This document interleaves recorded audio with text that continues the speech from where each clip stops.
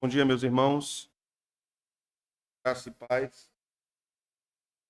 Vamos abrir as Escrituras de Atos dos Apóstolos, capítulo 1.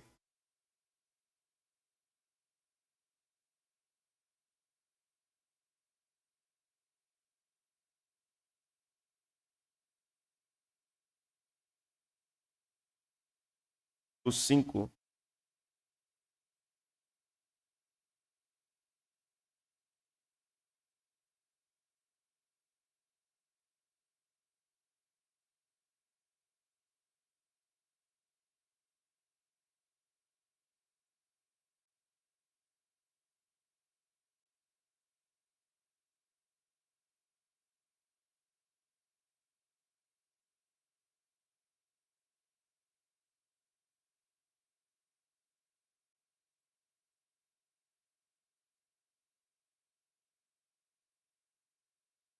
A palavra de Deus. Que João, na verdade, batizou com água. Mas vós sereis batizados com o Espírito Santo. Não muito tempo depois. Amém. Tá? Senhor, bendizemos o teu nome, que é santo que o Senhor dá. O fato de no dia do Senhor podermos nos reunir, podermos louvar o teu nome, te adorar e aprender mais a tua palavra. Senhor, abra o nosso entendimento, que seja um tempo de edificação para o teu povo. Nós te oramos no nome de Jesus. Podem sentar.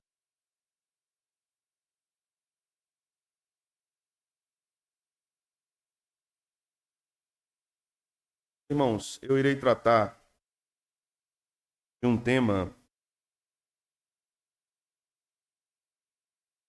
que eu acho que na prática não deveríamos nos preocupar tanto por conta da evidência bíblica. Sei que é necessário falar sobre ele porque somos muitas vezes acusados, principalmente congregacionais, presbiterianos, que nós não temos base bíblica para o batismo por aspersão. Por isso quase não falamos sobre modo de batismo. Posso dizer inicialmente algumas coisas aos irmãos. A primeira coisa é que este ponto não é para nós algo que nós devamos empreender batalhas teológicas. Entendemos que não é quantidade de água valida o batismo. A segunda coisa que eu disse nessa introdução a respeito da minha gratidão a Deus, muitos irmãos batistas, amigos batistas, pastores, amigos, homens sérios, homens piedosos, homens que pregam o evangelho de Deus. Mas que eu discordo deles, eles afirmam que o batismo por aspersão é válido quando eles rebatizam crentes que foram batizados por aspersão. Para mim não é uma postura bíblica. Nós não rebatizamos irmãos batistas. Aqui, vários irmãos eram de igreja batista. Nenhum deles foi rebatizado. Porque entendemos que não é a quantidade de água. Mas se nós precisamos vazar a Bíblia, nós vamos fazer. Preciso dizer também da minha gratidão por grandes batistas. Foram e são uma influência muito grande para mim, minha formação pastoral. Posso listar de imediato Charles Spurgeon, mesmo depois de morto, através de seus estudos, para mim tem conhecimento do Senhor. Várias de suas obras. Foi o sermão de Spurgeon. A eleição esclareceu a doutrina da predestinação. Foram seus livros, Soluções aos meus alunos, livros sobre homilética e pregação, ensinaram a pregar. Posso agradecer a Deus pela vida de grande evangelista batista, foi um instrumento de Deus para a conversão de muitas almas durante muitos anos. Né? O homem recebeu de Deus dons específicos para a área de evangelismo. Agradeço a Deus pela vida, por exemplo, de John Bunyan, puritano, que escreveu O Peregrino. Essa obra de Bunyan foi muito significativa para mim, e é ainda. Eu ainda nutro o costume de, pelo menos uma vez no ano, ler O Peregrino. Agora, mais de uma vez, porque Miguel também gosta. Louvo a Deus pela vida de Mark Dever, o Batista, que ainda está vivo e atuante. O ministério é muito vigoroso. E os livros do Dr. Mark Dever me ensinaram muito. Por exemplo, mais famosos, ou o mais famoso, é 9 Marcas de uma Igreja Saudável. Poderia citar uma infinidade aqui de irmãos batistas, influenciaram muito. Os batistas têm uma estreita ligação com os congregacionais pelo modo de governo. E a Confissão Batista de Londres de 1909, forte influência da Declaração de Savoy, Fé e Ordem. A teologia batista é devedora à teologia congregacional. A divergência está no modo de batismo. Eu não quero, de modo nenhum, denegrir a imagem dos meus irmãos batistas. Creem no batismo por imersão, e isso para eles é um distintivo. Falar aqui não generalizo a todos os batistas, mas para eles é um distintivo tão forte que acaba os separando da comunhão com outros irmãos que batizam por aspersão. Não os recebendo em sua comunhão, reconhecendo que aqueles irmãos professaram fé em Cristo e foram batizados. Esse é um ponto que me entristece, eu reconheço. Eu sei quanto irmãos batistas são zelosos pela palavra de Deus. Mas nós vamos lidar com esse tema, inicialmente, somente nesse texto que temos, porque muitas vezes a verdade, vamos dizer assim, defendida por irmãos que acreditam no batismo por imersão apenas como única forma de batismo válida no Novo Testamento, eu digo isso com toda humildade, mas essa não é a evidência bíblica.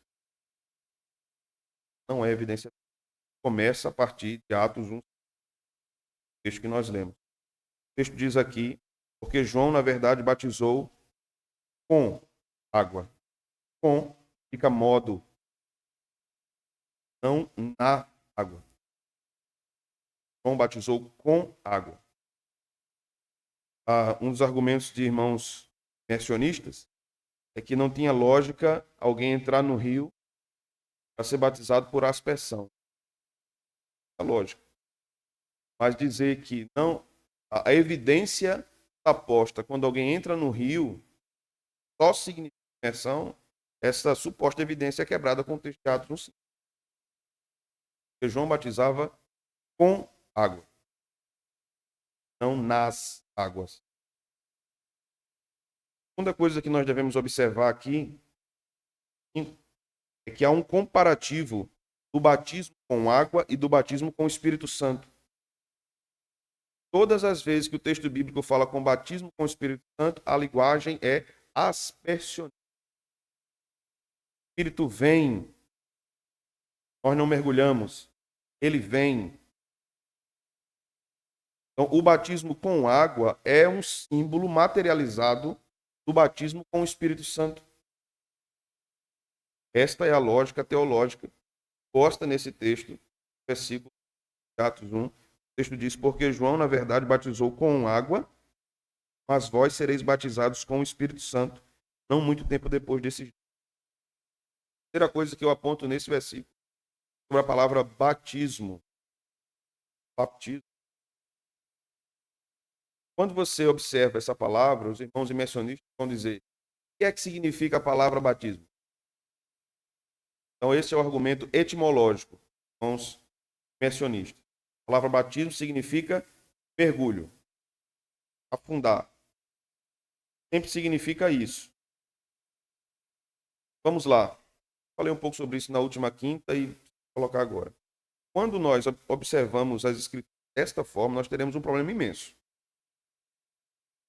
Porque uma palavra nas escrituras não depende apenas do seu sentido lógico, mas do sentido contextual e teológico. Modo simples. Se aos irmãos, eu disse, eu vou dizer, eu disse aos irmãos, eu fui ao banco. Irmãos vão entender o quê? Fui onde?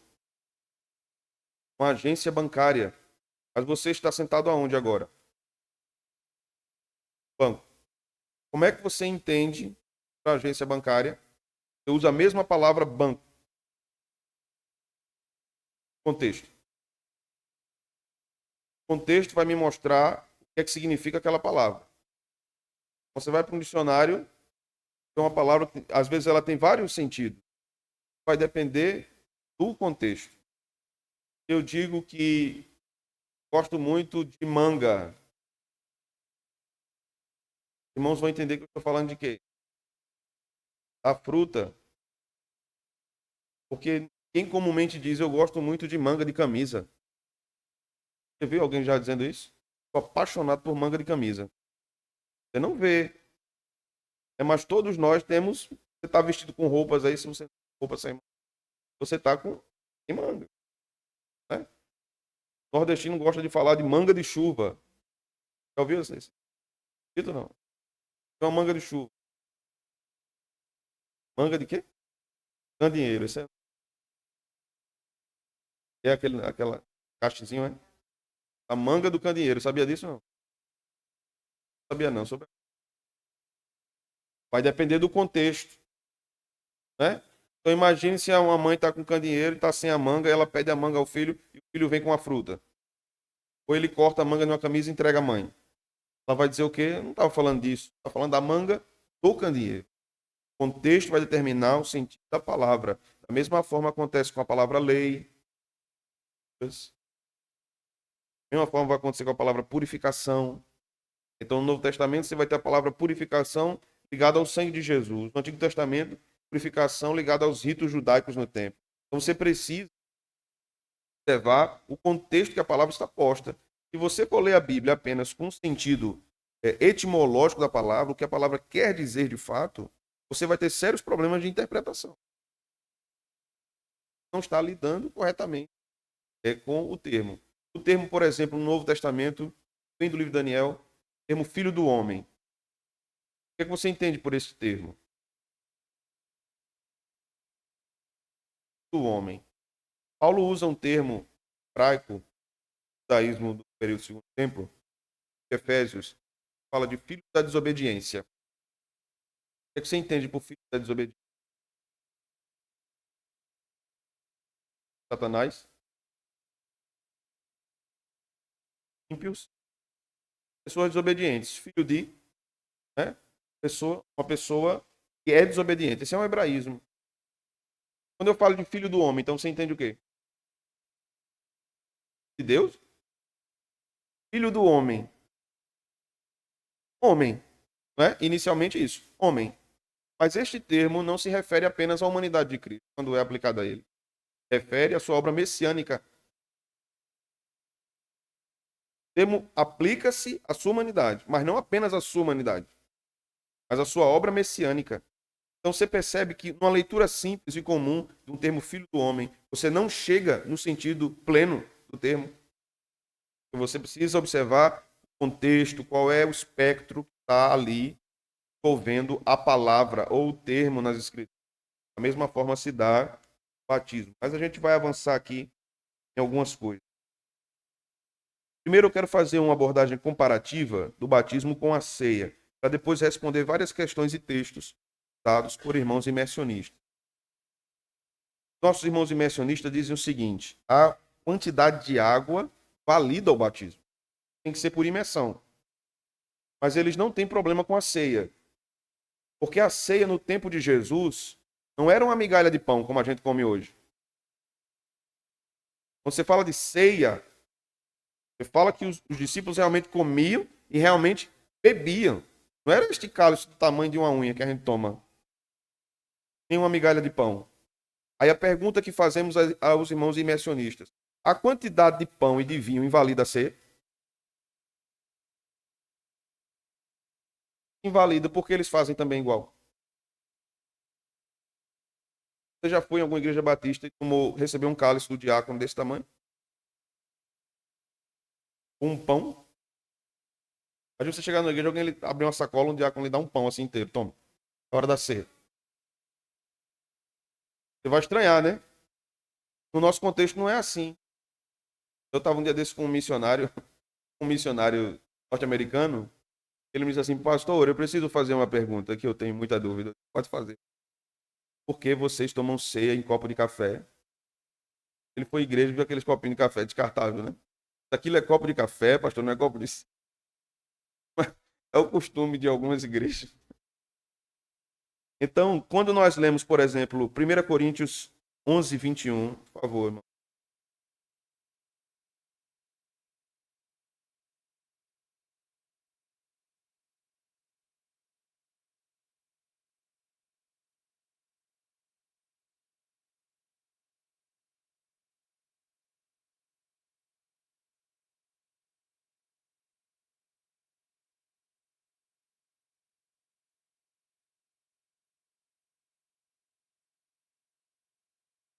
Um outro aspecto aqui do que eu vou considerar para os irmãos é a própria palavra ceia. No Natal, o que é que tem na sua casa? Ceia. É igual a da igreja? Diferente, né? Imagine, se convidasse você, vamos para a ceia de Natal lá de casa, gaste um pedacinho de pão, um pouquinho de suco de uva assim. Percebe que depende do contexto, irmão. Que a palavra ceia é usada. Hoje a gente usa menos, mas ceia não é usada só no Natal. Os antigos usavam ceia, alimentação, refeição. Então a gente mudou as palavras, né? Café da manhã era desde usava a palavra ceia, era um jeito mais bonito de falar, né? A gente fala café da manhã, parece que a gente só vai tomar a xícara do café de manhã. Não tem mais nada. Nesse texto, observe no versículo 21, o texto diz: porque ao comerdes cada um toma antecipadamente a sua própria ceia. E há quem tenha fome, ao passo que há também quem se embriague. Tem condição de alguém se embriagar com um cálice? Mesmo que seja alcoólico, não se embriaga. Ali, seca, pega. Pega, né? Sabe, né, irmãos? Pega sim, viu? Pastor pega sim.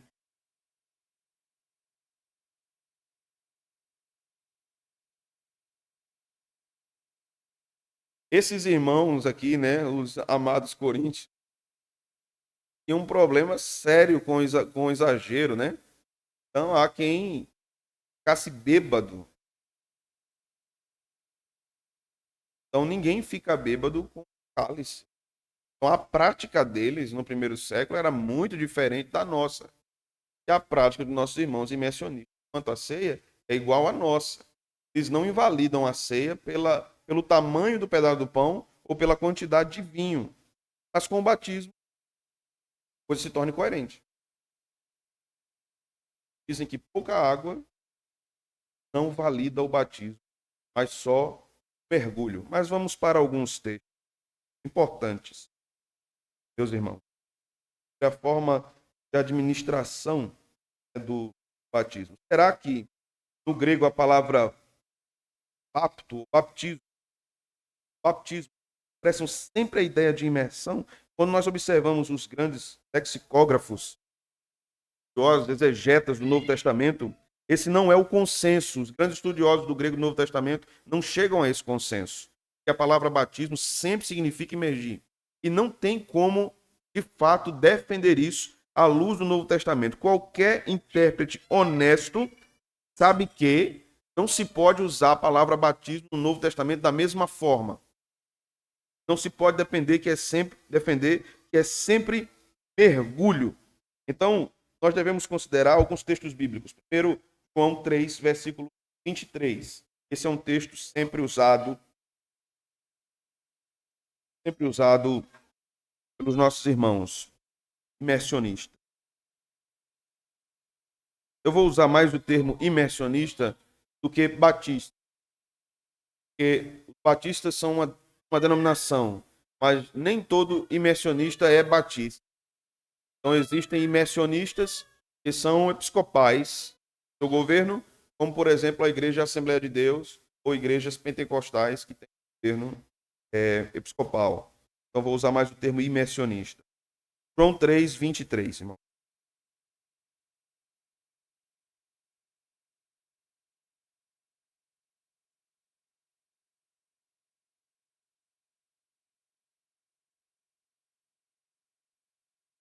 O texto vai nos dizer, ora, João estava também fazendo o quê? Batizando aonde? Em Enom, perto de onde? Salim. Por quê? Muitas águas. Para lá concorria. Muito bem. Esse texto é muito poderoso no argumento imersionista, porque o texto vai dizer que ali tinham muitas águas. Nós devemos considerar algumas coisas. Primeiro, a nível de tradução, muitas vezes a tradução segue o viés teológico do tradutor. Viés teológico do tradutor. O grego aqui, muitas águas, muitas fontes.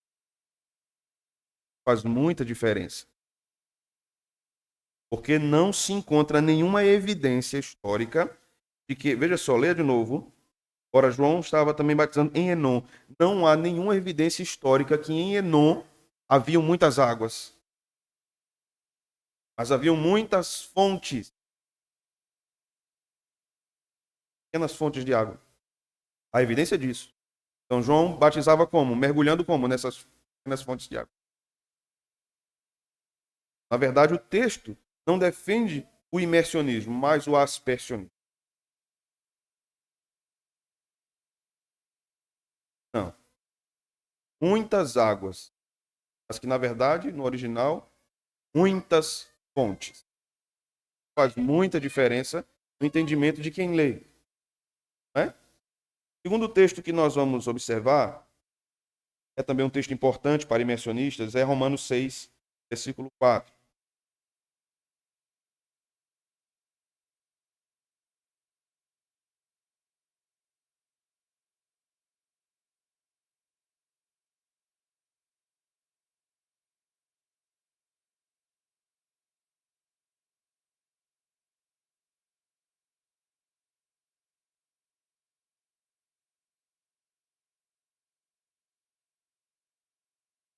Nossos irmãos imersionistas, eu quero frisar que são irmãos.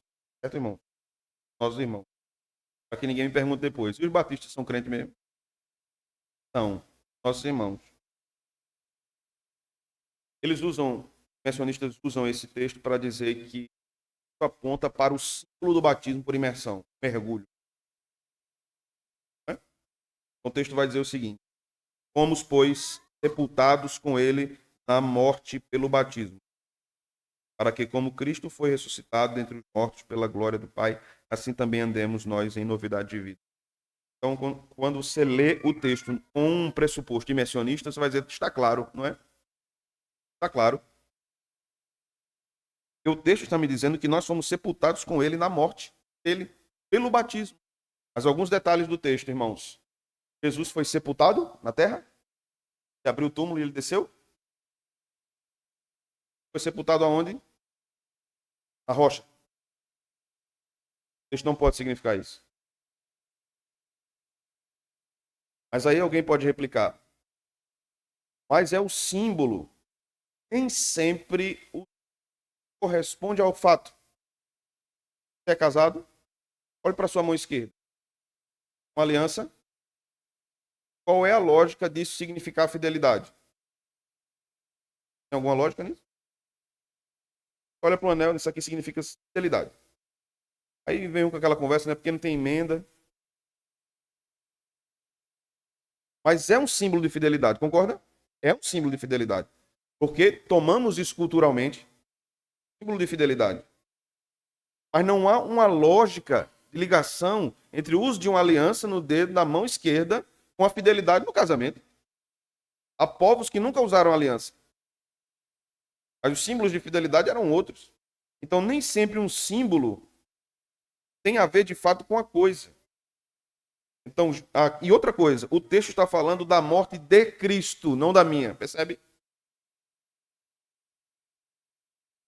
O texto não defende batismo por imersão. O texto está falando da morte de Cristo. E o sepulcro está na rocha. Não desceu 7 palmos de terra. Para o batismo imersionista, quando você sobe, você ressuscitou. Né? Não é essa a lógica do texto. Paulo não está falando. A questão é que os irmãos estão indo ao texto com pressupostos imersionistas, não observando o que o texto realmente diz, com seus detalhes. E Paulo está usando ali. Né? Vamos ler outro texto.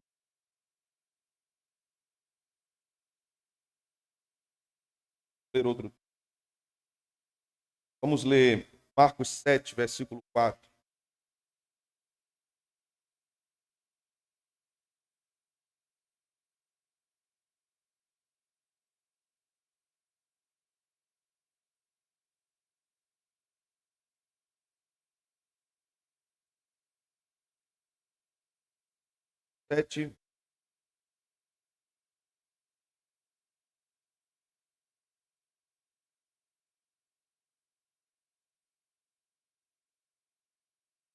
O texto diz: quando voltam da praça, não comem sem se aspergirem. E há muitas outras coisas que esperam para observar, como a lavagem de copos, jarros e vasos de metal. Tanto aspergir como lavar, aqui é batismo, batizar. Quando se fala aqui de aspergir, comem sem se batizar. É esse o sentido original. Então, o contexto é necessário.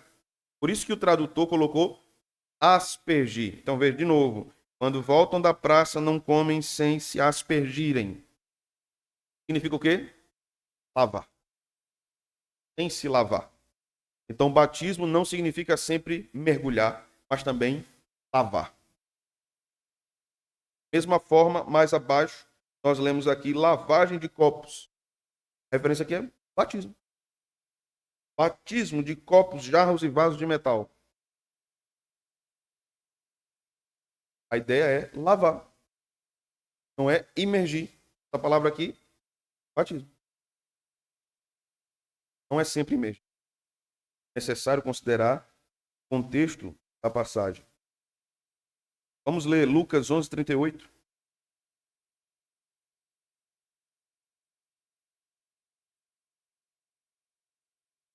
Depois nós vamos observar alguns textos no Antigo Testamento. Mas só para concluindo o Novo Testamento. Dessa ordem inversa. Os irmãos imersionistas vão dizer que o batismo válido é o do Novo Testamento. Então eu comecei pelo Novo. Nós vamos voltar para o Antigo para ver como isso opera no Antigo. Lucas 11:38. Nosso texto. O texto diz: o fariseu, porém, admirou-se ao ver que Jesus não se batizava primeiro antes de comer. Mas o que é que diz em português? Lavar. Porque ficava estranho traduzir como batizar, né? Como é que a gente ia entender isso? Como assim? Toda vez que Jesus ia comer, ele mergulhava? Tinha que mergulhar todas as vezes antes de comer. Isso era impossível, até porque o judeu não tinha essa reserva de água em casa. Nem a região. Quando nós perguntamos, por exemplo, em termos práticos, o batismo por imersão é sempre viável? Uma igreja no Alasca. Vamos batizar e logo sepultar de vez o crente, né? Ele morre para o pecado e ele morre de vez mesmo, já vai para a glória. É viável. Desculpa a brincadeira, irmãos, mas preciso considerar essas coisas. Né? Então, é óbvio que também muitos irmãos imersionistas, quando fazemos a pergunta, então você tem na igreja um irmão que conhece a Cristo, é convertido ao Senhor e ele é inválido.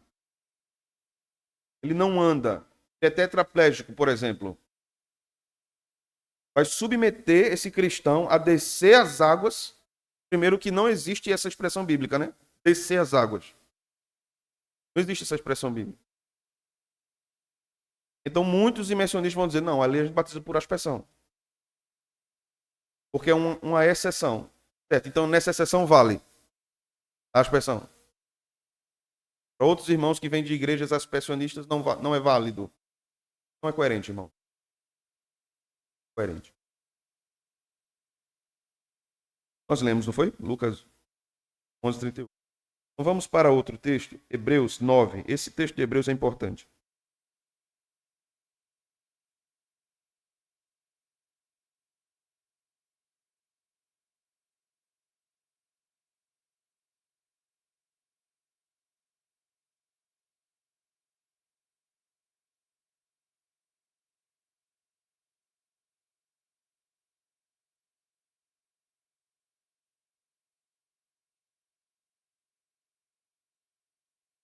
Nós vamos fazer uma leitura atenta aqui. Hebreus 9 é um pouco longo, mas ter com os irmãos é o versículo. Estou considerando aqui algumas coisas na leitura. O versículo 1 vai nos dizer assim: ora, a primeira aliança também tinha preceitos de serviço sagrado e o seu santuário terrestre. Com efeito, foi preparado o tabernáculo, cuja parte anterior, onde estava o candeeiro e a mesa e a exposição dos pães, chamava o santo lugar. Por trás do segundo véu se encontrava o tabernáculo, chama o santo dos santos, ao qual pertencia um altar de ouro para o incenso e a arca da aliança totalmente coberta de ouro, na qual estava uma urna de ouro contendo o maná, bordão de Arão, que floresceu, e as tábuas da aliança. E sobre ela os querubins da glória. Sua sombra cobria um propiciatório. Dessas coisas, todavia, não falaremos agora pormenorizadamente. Ora, depois de tudo isso, sim, preparado continuamente, entram no primeiro tabernáculo os sacerdotes para realizar os serviços sagrados. Mas no segundo, o sumo sacerdote, ele sozinho, uma vez por ano, não sem sangue, que oferece por si pelos pecados de ignorância do povo. Querendo com isso dar a entender o Espírito Santo que ainda o caminho do santo lugar não se manifestou, enquanto o primeiro tabernáculo continua erguido. Isso é uma parábola para a época presente. Segundo estas, se oferecem tanto dons como sacrifícios, embora estes, no tocante à consciência, sejam ineficazes para aperfeiçoar aquele que presta culto, os quais não passam de ordenanças da carne, baseadas somente em comidas e bebidas, diversas abluções. E aqui de abluções não está relacionado a batismo. Impostas até o tempo oportuno de reforma. Verso 11. Quando, porém, veio Cristo como sumo sacerdote dos bens já realizados, mediante o maior e mais perfeito tabernáculo, não feito por mãos, quer dizer, não desta criação, não por meio de sangue de bodes e de bezerros, mas pelo seu próprio sangue, entrou no Santo dos Santos uma vez por todas, tendo obtido eterna redenção. Portanto, se o sangue de bodes, touros e a cinza de uma novilha, aspergidos sobre os contaminados, os santifica, quanto mais a purificação da carne. O que era que purificava os contaminados? Sangue aspergido. Tem a ver com purificação. O batismo simboliza a purificação dos pecados no Novo Testamento. Então, esta é uma continuidade da prática do Antigo Testamento. Verso seguinte, 14. Muito mais o sangue de Cristo, que pelo Espírito Santo a si mesmo se ofereceu sem mácula a Deus, purificará a nossa consciência de obras mortas para servirmos ao Deus vivo.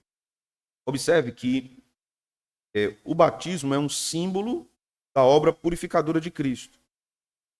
O texto sagrado vai dizer em vários momentos do Novo Testamento que é o que nos purifica de todo pecado? O sangue. E o sangue do animal que era derramado para purificar no Antigo Testamento, era feito o que com ele? O crente era mergulhado no sangue? será aspergido sobre ele. Recebe a evidência em Hebreus, o batismo é aspersionista. O texto continua, verso 15.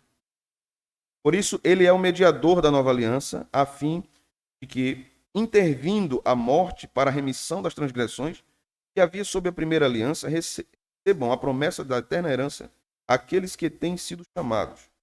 Porque onde há testamento, é necessário que intervenha a morte do testador, pois um testamento só é confirmado no caso de mortos, visto que de maneira nenhuma tem força de lei enquanto vive o testador, pelo que nem a primeira aliança foi sancionada sem sangue, porque havendo Moisés proclamado todos os mandamentos segundo a lei a todo o povo, tomou o sangue de bezerros e bodes com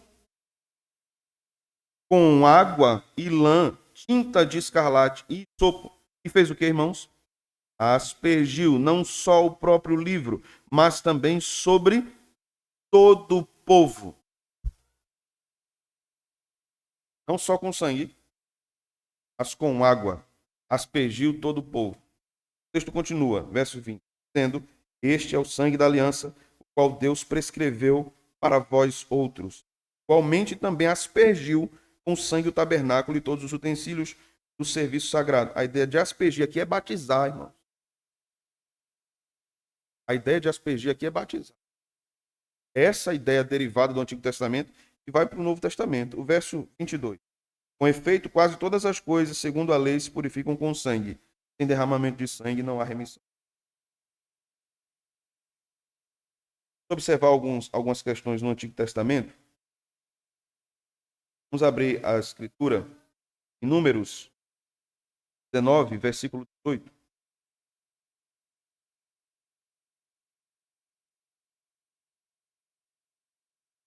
Números 19, 18.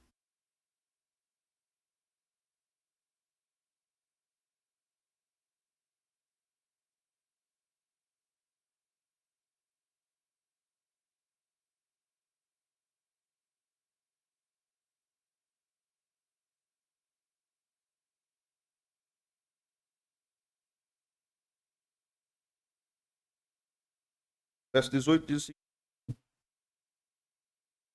procurando ainda, né? Números 19, 18. Um homem limpo tomará sopo e molhará naquela água.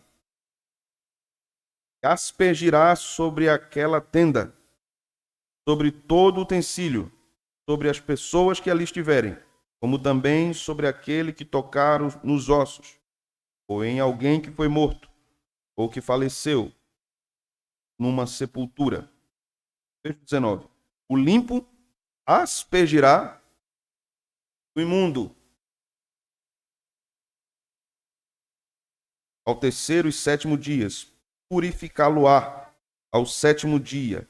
E aquele que era imundo lavará suas vestes e se banhará na água, e à tarde será limpo. Deve lavar, banhar, aspergir. Não é simplesmente mergulhar. Dizer que é sempre mergulhar é um reducionismo, termo batismo, e da teologia do batismo usada no Antigo e no Novo Testamento. Veja o versículo 13 do mesmo capítulo.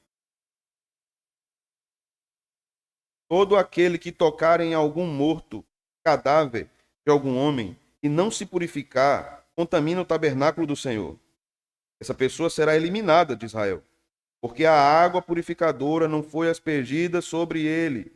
Imundo está nele ainda a sua imundícia. Então, como o imundo era purificado?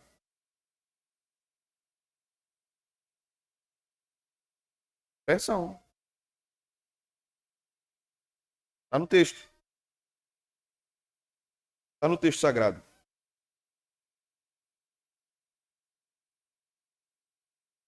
Então, aqui já tivemos a noção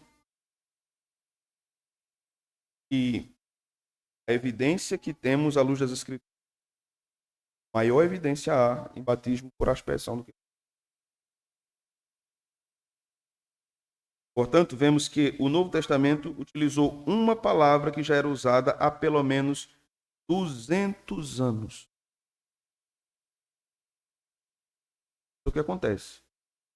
Testamento. E a palavra batizar era usada por centenas de anos para indicar a aspersão. Por que ensinar que no tempo de João Batista e do Senhor os judeus batizavam por imersão? No Antigo Testamento vemos a prática de aspergir para purificar o imundo, porque no Novo Testamento, Jesus, que era judeu, os apóstolos que eram judeus, João Batista, que era judeu, agora não segue a tradição do Antigo Testamento, mas mergulha. Como é que nós defendemos isso? É simplesmente, não, porque eles mudaram, certo? Qual é a evidência? O rio não é evidência. Não é evidência.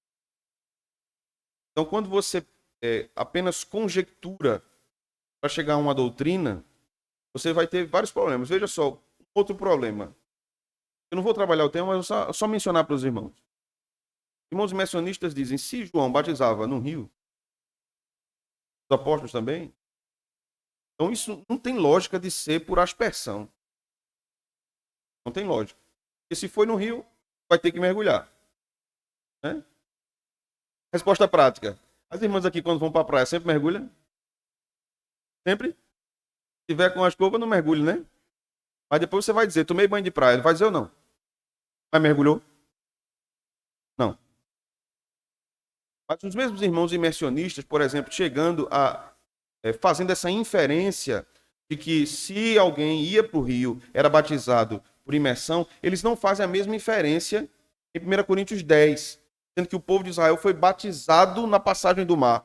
Então eles não fazem a mesma inferência para batizar as crianças. E tinha criança passando no mar, ou não? Eles dizem não, não podemos batizar os bebês porque não tem evidência bíblica para isso. Mas só vale de um lado a inferência?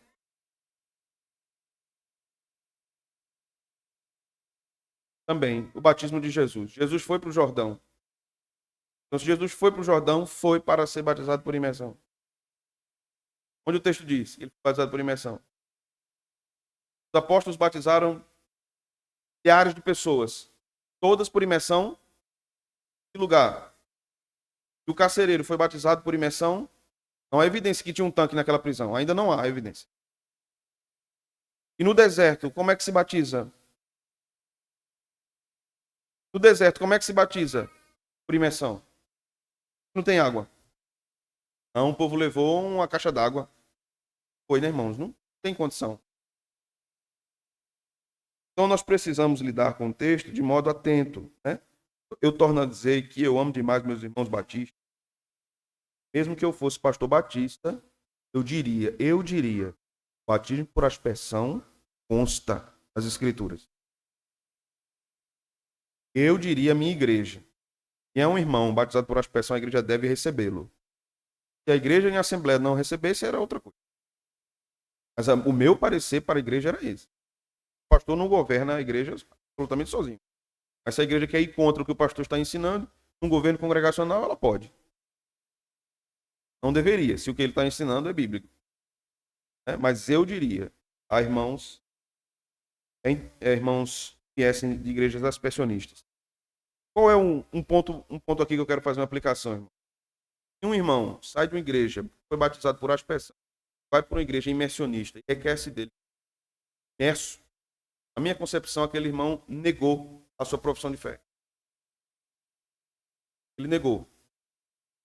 Ele está dizendo, eu não professei fé pública em Cristo perante a congregação de Deus. O meu batismo foi falso. Paulo disse que há um só batismo. Então, isso não deveria ser um ponto de guerra entre nós. Poderia ter uma diferença de entendimento. Nós entendemos assim, irmãos entendem assim. Mas o livre trânsito, se fosse necessário, né? Então, eu fico numa situação constrangedora, por exemplo, quando um membro de uma igreja que eu sou pastor vai para outra cidade, eu conheço um irmão, pastor fiel, batista, mas que ele diz, só ingressa no nosso hall de membros, foi imerso.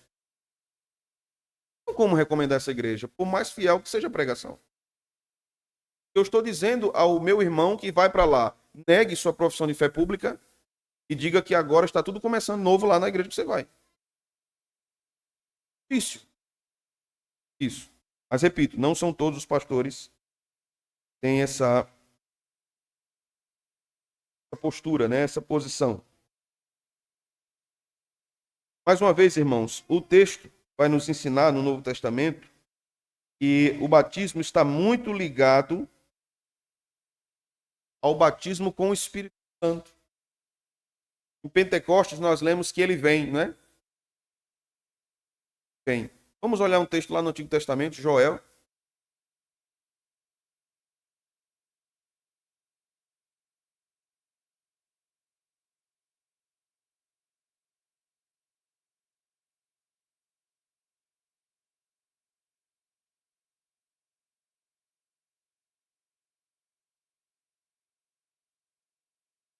Capítulo 2,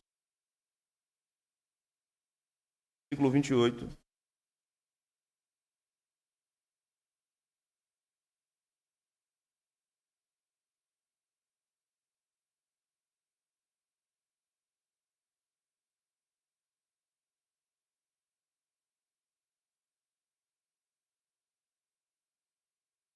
Joel capítulo 2, versículo.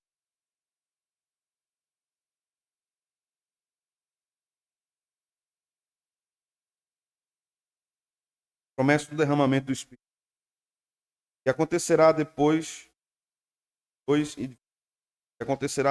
que derramarei meu Espírito sobre toda a carne. O que é isso? Derramar o Espírito sobre toda a carne. Batismo com o Espírito Santo. Deus faz como? Derrama. Asperge. Versículo 29. Até sobre os servos e sobre as servas. Farei o quê? Derramarei meu Espírito. Isso aconteceu quando? Pentecostes. O que aconteceu em Pentecostes? Deus derramou. E aí, Atos 1, 5. João batiza com água. Serão batizados depois desses dias. Com modo. Com água. E do padrão do próprio Deus derramar o Espírito. Batismo com água, relação com o batismo, porque da mesma forma, Cristo me alimenta na ceia, sua carne e seu sangue, e a ceia é um símbolo disso. Cristo alimentando o seu povo através desse meio de graça. O batismo também simboliza uma realidade espiritual que Deus derramou sobre mim, seu Espírito. Então, por isso a igreja derrama a água.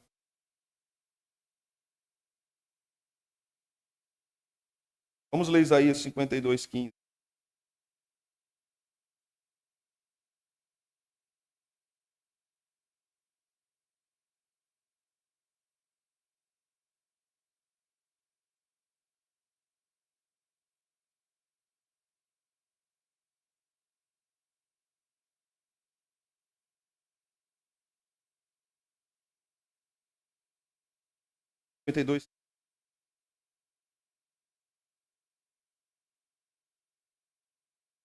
Assim causará admiração às nações, vocês fecharão a sua causa dele.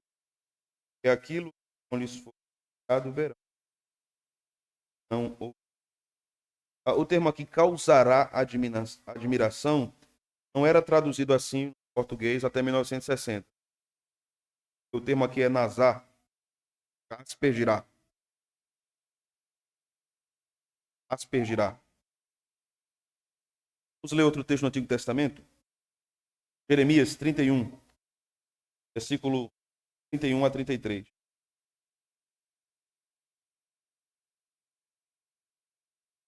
Irmãos, vão abrindo aí, eu vou explicar aqui algo ainda referente ao capítulo 52, verso 15. Essa é uma ideia de que o Messias aspergirá. Messiânico. Está ligado à obra do Messias. Vamos ler Jeremias. O texto de Jeremias é muito esclarecedor também. Jeremias 31, versículo 31 ao 33. Eis aí vem dias, diz o Senhor, em que firmarei nova aliança com a casa de Israel, com a casa de Judá. Nova aliança, estamos falando de que tempo? Nova aliança, tempo de Cristo. Né? Verso 32. não conforme a aliança que fiz com seus pais. Refere às alianças passadas. Moisés, Abraão, Davi, não é? Não conforme a aliança que fiz com seus pais, no dia em que os tomei pela mão para os tirar da terra do Egito. Porquanto eles anularam a minha aliança, não obstante eu os haver desposado, diz o Senhor. Porque esta é a aliança que firmarei com a casa de Israel depois daqueles dias, diz o Senhor. Na mente lhes imprimirei as minhas leis, também no coração lhes escreverei. Eu serei o seu Deus e eles serão o meu povo. Aqui nós temos algo interessante relacionado a como Deus faria o seu povo obedecer a sua palavra. E agora a gente vai voltar para Ezequiel. Vamos lá para Ezequiel.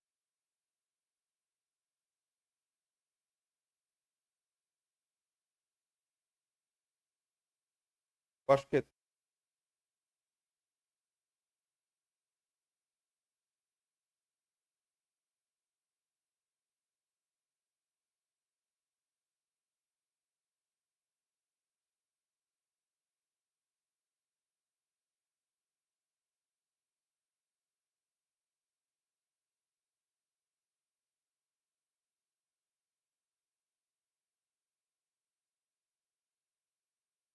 36, né?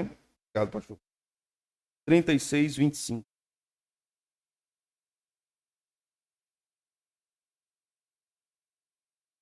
Leu 24, 24, 25, 26. Tomar-vos-ei de entre as nações e os congregarei de todos os países, e trarei para a vossa terra. Então, vergirei água pura sobre vós. Ficareis purificados.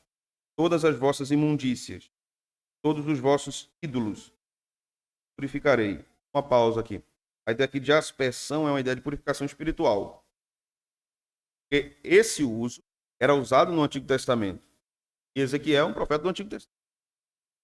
Mas o texto está apontando para o triunfo do Messias, nova aliança. Então, aspergirei água pura sobre vós e ficareis purificados. Não diz, aspergirei vocês. Verso 26.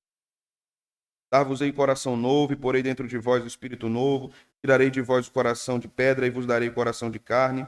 Porei dentro de vós o meu espírito. Farei que andeis nos meus estatutos. Guardeis os meus juízos. Observeis.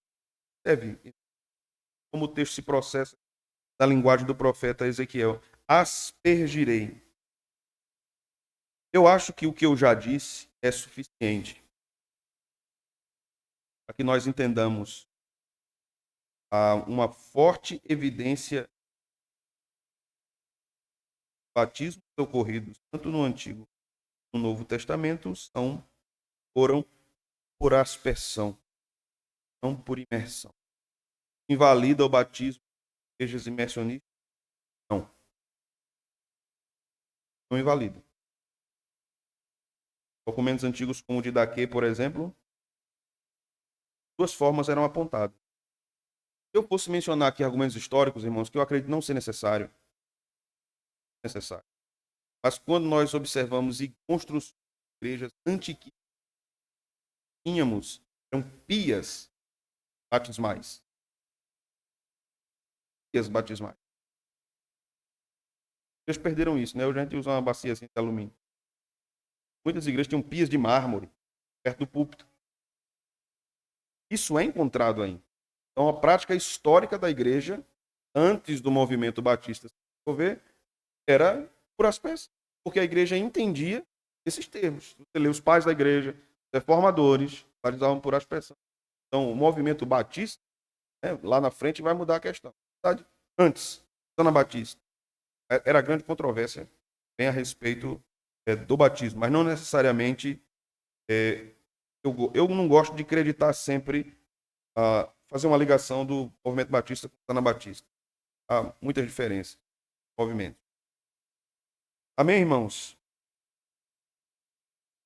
O Senhor nos abençoe. Nossa fé esteja fundamentada na verdade de Deus. Nossos irmãos, minha palavra final é os nossos irmãos que eram contextos uma tradição imersionista, igrejas batistas, por exemplo, quero me dirigir a vocês, nesse último momento. Vocês são amados por nossa igreja. São pessoas preciosas para nós. Mas era necessário que isso fosse explicado para que vocês não tenham a impressão que a igreja é boa, mas há um ponto que ela é infiel. Há um ensino dela que é infiel a respeito do batismo. Né? Por conta da grande massa de igrejas não reformadas no Brasil, com exceção aí do movimento batista reformado, um movimento importante, mas pequeno, mas a grande massa de evangélicos no Brasil adota uma prática imersionista. Então, para muitos crentes é assim, toda igreja faz, então porque a gente não faz, a gente está errado. Mas não é porque toda igreja faz que está certo. É necessário olhar as Escrituras. O Senhor nos abençoe. Vamos orar? Louvamos, Senhor, por esse tempo, período. Que a igreja seja fortalecida na tua palavra, na compreensão deste assunto. Nós te oramos no nome de Jesus.